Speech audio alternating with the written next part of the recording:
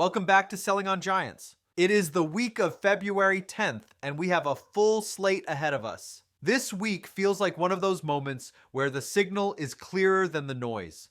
There is a lot happening across Amazon, e-commerce, and brand marketing, but it all ladders up to how operators are expected to show up right now. This week feels less like a batch of updates and more like a warning shot. And that warning shows up first in returns. Amazon clarified what happens when inventory tied to frequently returned items cannot be sent back to a vendor. If there is no valid US return address on file, or if requests to add one are ignored, Amazon does not wait. The inventory gets disposed of, and the vendor gets billed for both the product and the disposal. This is not a new program. The badge logic did not change, eligibility did not expand. What changed is that the gray area disappeared. High return ASINs already carry margin pressure. This turns what used to be a slow operational leak into an immediate financial hit. There is no holding pattern, there is no pause button, the system moves forward and the invoice shows up later. The uncomfortable truth here is that this is not about returns. It is about Amazon being done babysitting basic operations. If your return infrastructure is incomplete, Amazon now treats that as your problem, not a shared inconvenience. This is what maturity looks like from the platform side. And if that sounds familiar, it should, because the same posture is showing up in shipping enforcement too. Over the past few weeks, sellers have been receiving emails warning of possible account deactivation tied to shipping address discrepancies. In many cases, nothing actually changed. Account health looks clean. Seller support often confirms there is no violation. And yet the clock starts anyway. What appears to be happening is automated detection firing before any human review. Amazon is relying on shipping scan origin data, not seller explanation. Old ship from locations, UPS stores saved as addresses, secondary marketplaces tied to unified accounts, or even weather-delayed scans can trigger system-level distrust. The dangerous part is not being wrong. The dangerous part is being right with 7 days left on the timer. Once flagged, sellers get pulled into a familiar loop. One team says everything is fine. Another system keeps enforcing. No one owns the full picture. Clean configuration becomes the only defense. This is where Amazon quietly raises the bar. One ship from location unless there is a clear reason. Shipping templates that reflect reality, not intention. No legacy addresses hanging around like old email drafts you swear you will delete later. Amazon is prioritizing delivery promise integrity over seller context. If the system loses trust, it does not ask follow-up questions. It escalates. And that theme, clarity over comfort, shows up far beyond logistics. You could see it very clearly during Super Bowl 60. Every year, the Super Bowl proves the same point. Attention can be bought, meaning cannot.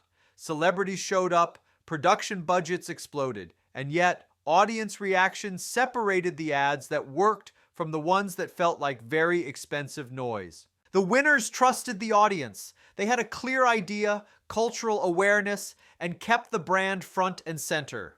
The losers leaned on fame, spectacle, or inside jokes that never landed with actual consumers. The takeaway here is not about Super Bowl spend. It is about signal efficiency. If the message is unclear at the most expensive attention moment of the year, it will absolutely fail in a sponsored brand video with a $5 CPM.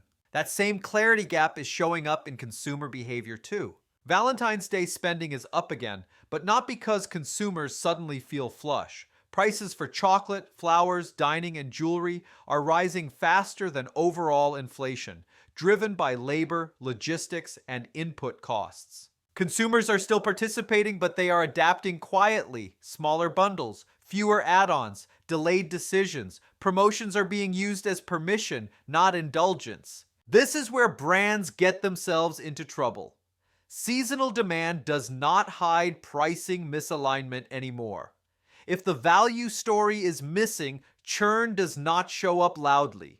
It just never comes back. Zooming out, platform data reinforces what that behavior actually means. Amazon's Q4 growth was solid, but it was not a broad retail rebound. It was demand concentrating in familiar places. Consumers are not buying dramatically more overall. They are choosing where to buy when uncertainty is high. Convenience, reliability, and delivery confidence win. That makes Amazon less optional, not more. For operators, this means Amazon cannot be treated like a branding experiment. It is retail infrastructure. Execution matters more than awareness when consumers are value conscious. Outside marketplaces, the picture gets less predictable. Recent changes to Google Discover reshuffled traffic quickly and without much explanation. Some sites spiked overnight, others saw sharp declines, no thresholds, no remediation playbook. Discovery behaves like a recommendation engine, not search. It is upside, not foundation. The operators who get burned here are the ones who let upside traffic become baseline assumptions. That volatility also explains why Amazon's physical retail headlines are easier to misread. Amazon testing a larger physical store format is not a retail disruption moment, it is an ecosystem support move. Physical locations give Amazon more control over returns, fulfillment, data, and prime reinforcement. This is not a new channel brands need to chase. It is a reminder that Amazon's advantage is still infrastructure, not square footage. The same reality check applies to direct-to-consumer. Shopify data continues to show that most stores never scale. Revenue concentrates fast among experienced operators. Infrastructure is accessible, execution is not. Traffic acquisition remains the bottleneck. App stacks grow heavier, margins get thinner. The gap between hobbyist commerce and operator-led commerce keeps widening. AI tools are accelerating early research, but they are not replacing judgment. Pairing trend data with AI can surface direction, but it cannot validate intent or size markets. Used correctly, it frames hypotheses. Used lazily, it leads teams to invest confidently in the wrong things. All of this collapses into one final theme when you look at fulfillment. Fulfillment is no longer a cost center. It is risk management. Tariffs, delivery expectations, channel expansion, and inventory placement now determine whether growth compounds or collapses. Single node fulfillment at scale is exposure, not efficiency.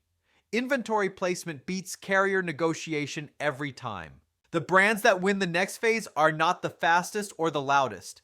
They are the ones designed for volatility. And that same pattern shows up clearly in B2B. Most B2B organizations are not stalled by missing tools. They are stalled by leadership and culture lagging behind digital reality.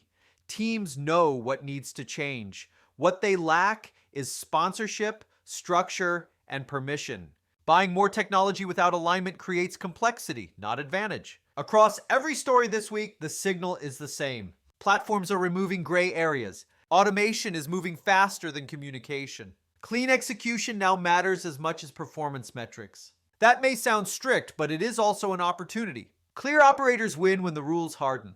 That is the environment we are walking into this week. Thank you for spending part of it with me. If this helped sharpen how you think about operating right now, make sure you are subscribed and leave a review wherever you listen. This is Mr. Will, signing off from Selling on Giants.